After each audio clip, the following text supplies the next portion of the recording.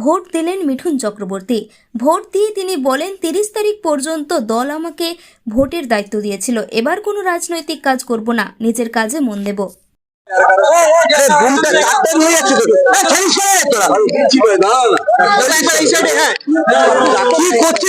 সামনে গেলে ছবিটা হবে।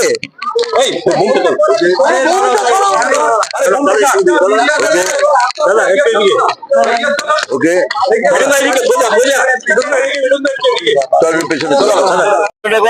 সবাইকে জল দিচ্ছি। এই তুমি বাংলা হারিয়ে গিয়েছো। হ্যাঁ এখানে দাঁড়াও, এখানে দাঁড়াও। হ্যাঁ বলো। বিভিন্ন রকম অশান্তির খবর আসছিল। একটা কথা বলবো, এইসব অশান্তি ফশান্তি বলবেন। এখনো আমরা ইলেকশন কমিশনের আন্ডারে রয়েছি, এখনো আমরা ইলেকশন কমিশনের কোর্টের ভেতরে রয়েছি। After 6, you can ask me this question, I can answer. আমি কাউকে চিনি না, আমি বলতে পারবো না। আমি কারো সম্বন্ধে ব্যক্তিগত মন্তব্য করি না। আমার কাজ ছিল লাইনে দাঁড়ানো, আপনারা দেখেছেন। আধ ঘন্টারও বেশি আমি লাইনে দাঁড়িয়েছিলাম, লাইনে লাইনে ভোট দিয়েছি। আমি লাইনে দাঁড়িয়ে মানে ভোটারদের ভোট দিতে বলছিলেন ওরকম। তাহলে আমি কি করে ভোট করব?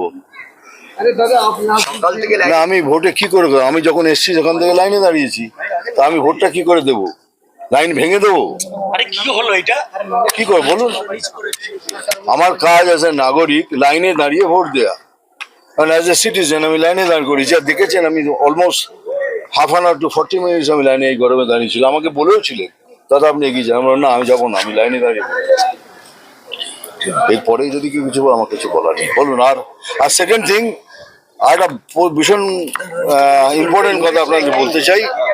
আমি কোনো সময় দুটো কাজ একসাথে করি না। আমার ইলেকশন ডিউটি, আমার পার্টির অর্ডার, পার্টির ডিক্টেট ছিল 30 তারিখ অবধি, আমি সেটা কমপ্লিট করেছি। এবার আমার কাজ হলো আমার প্রফেশনাল লাইনে চলে যা। আজ থেকে আমি আমার প্রফেশনাল লাইনে ঢুকছি, ফিল্মের কথা বলবো আর রাজনীতির কথা বলবো না। Thank you very much. আজকে অন্যান্য কেন্দ্রে কি পরিদর্শন? না একদম না, থ্যাংক ইউ, ঠিক আছে।